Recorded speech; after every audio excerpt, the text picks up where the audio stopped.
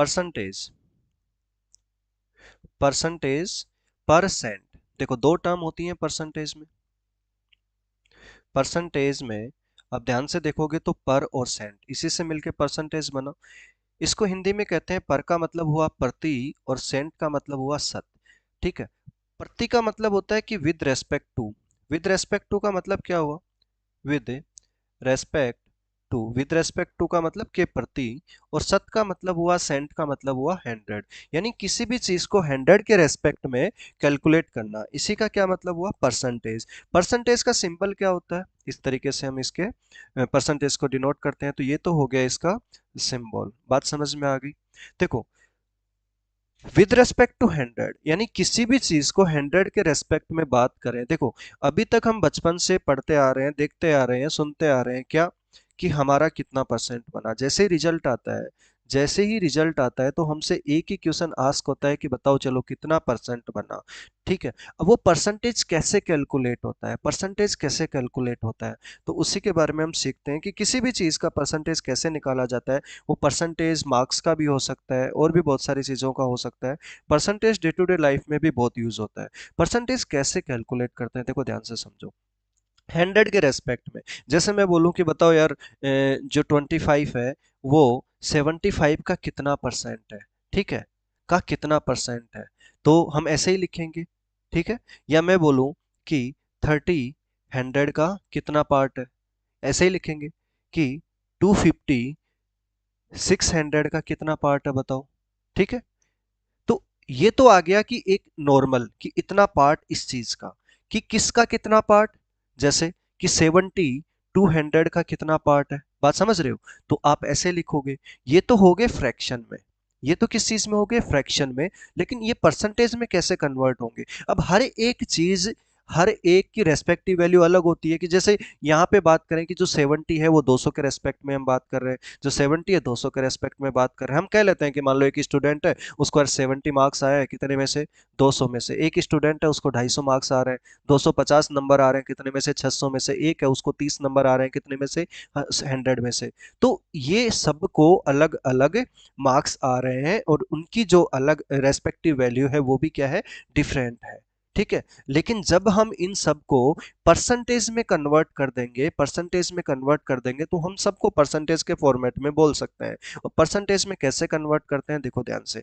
कि मान लो कोई एक स्टूडेंट है, एक स्टूडेंट है, उसको टोटल 500 में से 430 मार्क्स आ रहे हैं, 430 नंबर आ रहे हैं। ठीक है। ये उसके मैक्सिमम मार्क्स हैं, ये मैक्सिमम मार्क्स है। ठीक है। और ये उसको जो मार्क्स मिले हैं। ठीक है। तो गेटिंग मार्क्स। बात समझ में आई? तो 500 में से 430 नंबर आ रहे हैं। हम कहेंगे कि यार एक के रेस्पेक्ट में कैलकुलेट करें तो 430 डिवाइड बाई 500। ठीक है। एक के रेस्पेक्ट में ये उसका मार्क्स मिला 430 500 में से। यदि इसी को हम 100 के रेस्पेक्ट में कैलकुलेट करते हैं तो 100 के रेस्पेक्ट में मतलब 430 डिवाइड बाई 500 इनटू में 100 आ जाएगा। बात समझ रहे हो? इनटू में 100। जैसे ही आपने 100 से मल्टीप्लाई किया, ये पूरा क्या बना? परसेंटेज में कन्वर्ट हो गया। किस में कन्वर्ट हो गया? ये परसेंटेज में कन्वर्ट हो गया। बात समझ में आई?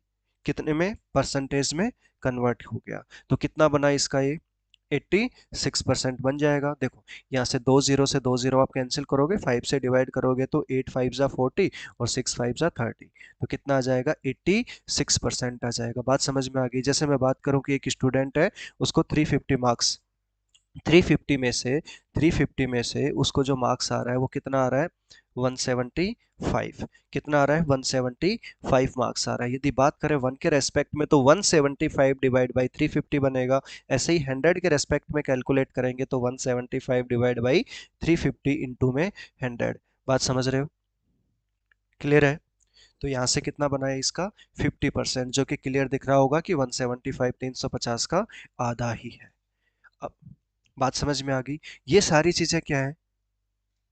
परसेंटेज कैसे निकालते हैं ये हमने देख लिया। कि जैसे ही आप क्या करोगे बेटा, जैसे आपने कोई भी फ्रैक्शन है, कोई भी नंबर है, मल्टीप्लाई बाई 100 कर दिया, कोई भी वैल्यू है। ठीक है। जो नीचे आती है ना वो आती है बेस वैल्यू, बेस वैल्यू। और ऊपर जो आता है वो क्या आता है? रिजल्ट। ऊपर क्या आता है? उसका रिजल्ट आता है इनटू 100। जैसे आप ये काम करोगे तो ये क्या बन गया, आपका परसेंटेज बन गया। क्लियर है? कि जो फ्रैक्शन होती है ना, उस फ्रैक्शन की बात कर रहा हूँ, उस फ्रैक्शन की, कि उस फ्रैक्शन में ऊपर जो होता है वो क्या होता है, रिजल्ट होता है, नीचे क्या होती है, बेस वैल्यू होती है, उसकी रेस्पेक्टिव वैल्यू होती है। जैसे मान लो अभी हमने देखा, ठीक है, ध्यान से देखना, परसेंटेज कैसे निकालते हैं वो हमने देख लिया, कि मल्टीप्लाई 100 करोगे तो ये किस में कन्वर्ट हो जाएगा, percentage.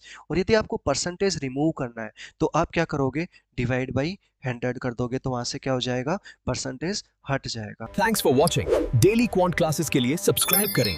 Learn speed, accuracy and short tricks with S quant AI।